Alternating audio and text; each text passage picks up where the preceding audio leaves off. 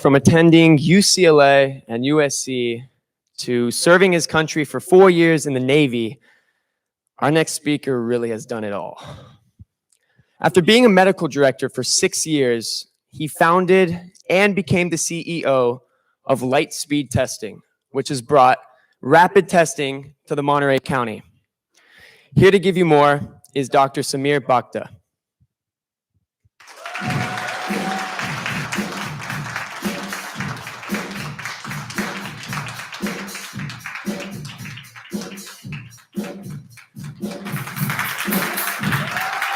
Thanks, everybody. Thanks, Kevin. Thanks very much for having me. I'm really excited to speak today. All right, I'm going to start by talking about Super Bowl 27, January 31st, 1993. The Rose Bowl in Pasadena. Dallas Cowboys versus the Buffalo Bills. The Bills were about to carry on the grand tradition of the AFC in the 1990s and lose ignominiously for their third straight Super Bowl in a row. Dallas, on the other hand, was about to win their first of 3 Super Bowls in 4 years. In the fourth quarter, with the game well in hand, Leon Lett, a Dallas defensive end, picks up a fumble and starts scampering towards the end zone. He's a defensive end, maybe not so much scampering. I think Chris Berman used to call it rumbling, bumbling, and stumbling on his way. In any case, he's on his way to the end zone, and he looks up because he can see the Jumbotron up ahead and decides that now is the time for his SportsCenter moment. He's on the 10-yard line. He's 30 feet away from the end zone. This is his moment of football glory. Well, Leon reaches out his hand, does the pose to get ready to win the game, or at least to win his touchdown, and get himself on the SportsCenter highlight reel. But little did he know that right behind him was Don Beebe, the Buffalo wide receiver who chased him down, took the ball out of his hands before Leon could cross the end zone. His little showboat act meant that Don Beebe could turn Leon Lett's moment of glory into the most infamous Super Bowl gaffe of all time. And really, this is where we are right now. We're 10 feet away, and what we don't want to do is end up like Leon Lett and fumble the ball at the last second. We can see the end of the pandemic in sight. We're so close. How do we make sure that we get this done and we don't make the mistake like that? Let's look at India. Even recently, as a month or two ago, India was being praised for its efforts against COVID-19. They were starting the vaccine rollout. Their health minister even said this is the end game of the pandemic. Well, we've unfortunately seen what's happened since then. This is the Kumbh Mela, which is a religious festival. 3.5 million people on the banks of the Ganges River, most of them without masks and none of them with any sort of social distancing. Of course, you can guess what happened next at the super spreader event to end all super spreader events. Combine that with political rallies and a general loosening of restrictions, and India is now the poster child for what not to do. They're now leading the world in COVID deaths and cases and misery. COVID's pretty wicked. If you lose your focus, if you don't keep your eye on the ball, it will take you out from behind and fumble. So how do we make sure we don't fumble the ball at the 5-yard line? So ultimately, the answer to COVID is vaccination. That's the key to ending this pandemic. The problem is that we're not quite there yet. And misinformation, politicization of public health, and vaccine hesitancy is going to hamper what we've already done, the great job we've already done with this vaccine rollout. But in the meantime, we can't really wait for the entire world to be vaccinated before we get ourselves back to business. The effect of the COVID lockdowns and the restrictions have been devastating on our schools, our school children, our small businesses, our restaurants.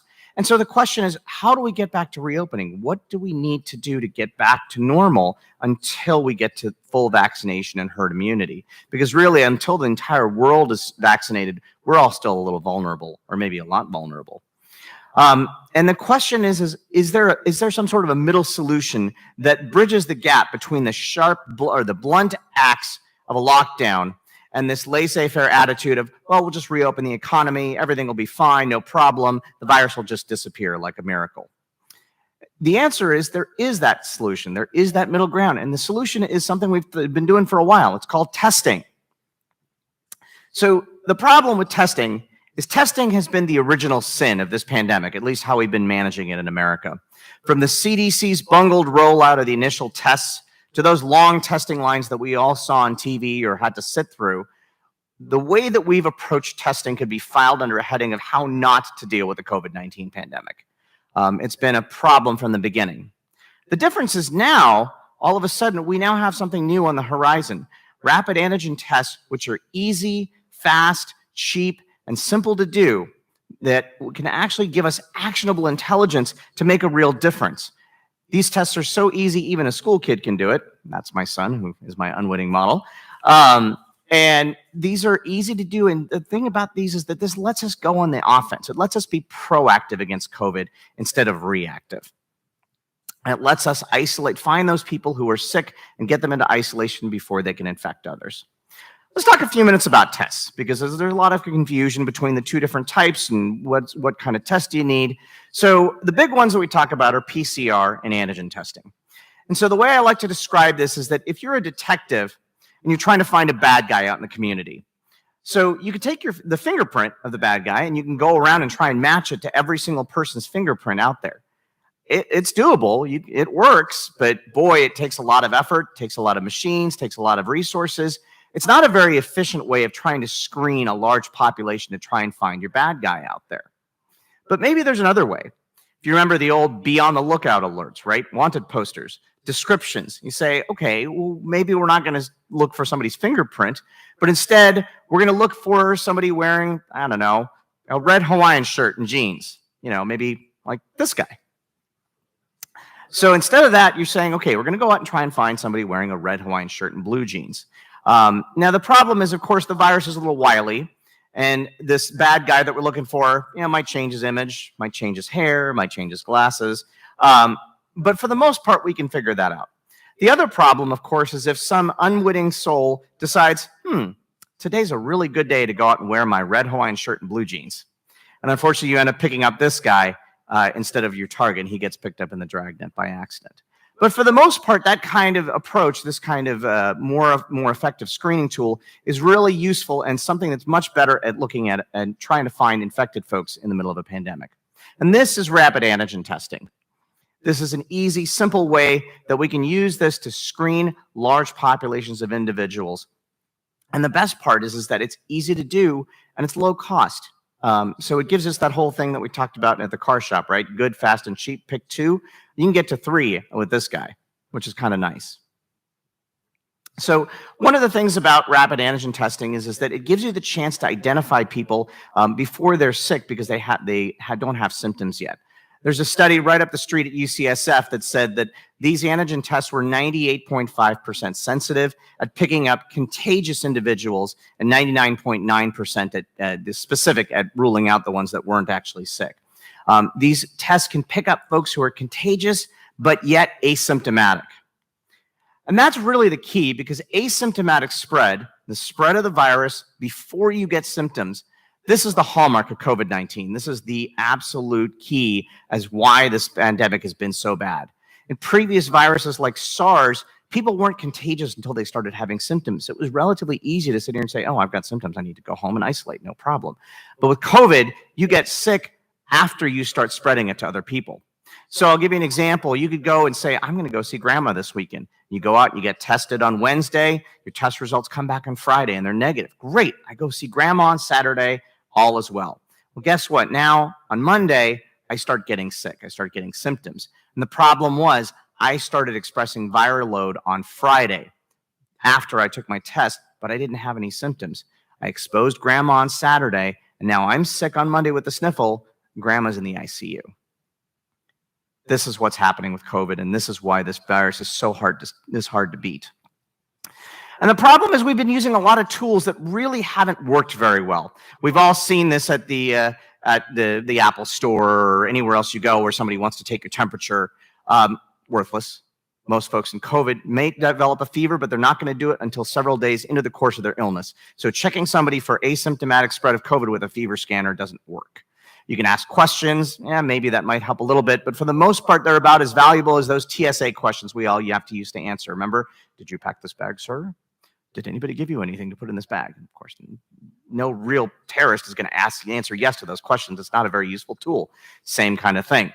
What we really need is an actual tool with real results that actually can reliably let us find out people who are infected, who are contagious, and get them out of circulation before they can pass this virus on to other people. And what we're doing, again, really hasn't been working. We've been making people stand in these long lines. We've been telling them that you need to get the stick shoved all the way up your nose to the back of your throat and, an inch away from your brain. And we're saying, and you're not going to get results for 2 or 3 days. Well, no wonder people aren't jumping through these hoops. Nobody's going to go and do this unless you have symptoms and you want to know if you have COVID. But the problem is that's not the folks we need to test. We need to test people before they have symptoms. This is where rapid antigen testing comes in. What we should be doing is we should be getting these tests out all over the place. Everybody should have them in their home. People should take them every day. And they're actually starting to do this in places like Colorado and North Carolina, where they're sending tests to people at home, or you can pick up the request tests from Colorado. They're starting to get to the point where they're cheaper, but they're still a little on the expensive side. Hopefully we'll get to that point soon.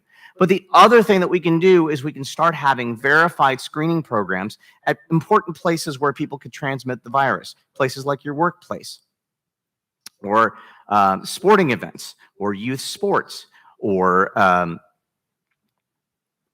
or youth sports or sporting events, or just events in general. These are all places that we can put together screening programs and say, let's screen people before they have the chance to infect other people.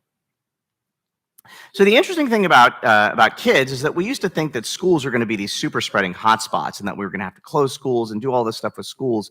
What we're finding is that schools themselves may not really be the hotspots we were worried about. But youth sports, on the other hand, may very well be, and a lot of it is that these kids may not actually be getting the virus at school, but they're getting them in the after-school sports when they're out playing baseball or football or what have you. It might be that they're doing this unmasked, they're doing it in close proximity, but instead of just hoping that kids don't get sick or testing them once a week and then having them play a game 6 days later when in the interim they might get infected, what if we did a rapid antigen test for every athlete right before they play their games? We can screen them immediately and we know if they're shedding virus and say, hey, you know what? You tested positive, you can't play, and save all those other kids out there from getting infected. Workplaces are starting to become an area of tension as well. We're seeing folks who are vaccinated and folks who are unvaccinated pretty nervous about mingling with each other and going back to the workplace. What if we said we're going to set up screening programs where employees can get tested before they go to work? And that way we know for a fact whether you're sick or not, whether you're contagious or not, and we can get people back into the workplace safely. And in Monterey County, and all the other counties as well, but especially ours, and especially here on the Peninsula, events are the lifeblood of our economy. Whether it's conferences or conventions, parties, or car week, events are what drive our community and what keep us going. And so what if we said we're going to screen every attendee to any one of these events? We're going to say you got to get tested before you come in.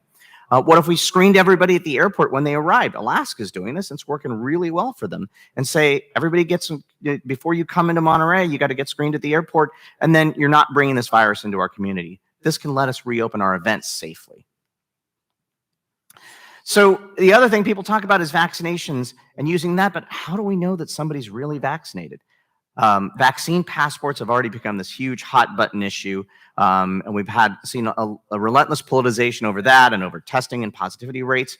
How can we be sure that somebody's vaccine card that they're showing us really proves that they're vaccinated when they can buy this stuff on eBay?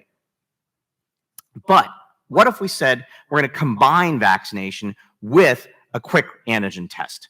So that you're going to an event and you say, okay, great, you need to be vaccinated and we're going to do a quick antigen test. That way, just in case somebody slipped through the cracks on vaccination, you've got a verified antigen test that they've done before they walk in, and you know for a fact that everybody coming into that event is clear.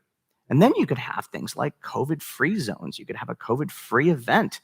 And maybe we might be able to loosen up on some of the masking and social distancing restrictions and, I don't know, be able to go to a bar? It'd be kind of nice. So these are a lot of different things we can think about doing. I fully believe that using rapid antigen testing in conjunction with other things is the way out of this pandemic.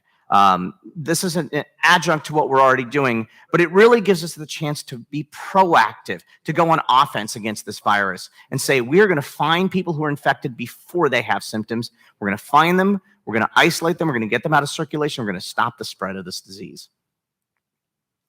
So in order to bring this to Monterey County, a colleague and I created a startup that we're calling Lightspeed Testing. And the goal of Lightspeed Testing is to bring rapid antigen testing at high volume, at high scale, anywhere it's needed on the peninsula or in the county at large, whether it's events or sporting events or sports or youth sports or workplaces, anywhere that needs this, we can bring this to them. We're using things like the Toyota production model and lean production techniques to try and minimize the amount of resources that we're using. And so we can get people screened relatively quickly with a minimum amount of footprint and a minimum amount of resources. And the best part is that because of new federal regulations, this testing has to be covered by insurance. So it means that we can do these tests at no cost to individuals and no cost to businesses because the insurance carriers have to carry it and the government will pick up the tab even if you're uninsured. So this is really exciting, and we're really hoping to roll this out at large. The other thing that's really helpful about what we're doing is that because we're a local business and we have local ties to our local community and our local medical community, it means that we can bring people in to get the extra resources and the extra therapies that they need if they do come up positive. One of the things that I've been doing as an emergency physician is we've been giving antibody therapy, monoclonal antibodies. The problem is that they need to be given within the first few days of infection. Usually by the time we see somebody, they've had symptoms, they've thought about it, then they've gone to get tested, and then 3 days later they get the result that they're positive. And finally, by the time they come to see me for their antibody infusion, they're already 10 days in, it's too late. If we can get people tested early, we have the connections to be able to get people into those therapies right away, even the next day. This is the advantage of being a local business with local ties to our community. So rapid antigen testing isn't always it's not the be all and end all. It's not perfect, but it's pretty darn good. And it gives us the ability to get our economy back going. It lets us reopen our economy. It lets us reboot our businesses and to let us restart our events safely. I fully believe this is one of the ways that we can get out of this. And to quote another traveler through strange and difficult times, this is the way. Thank you.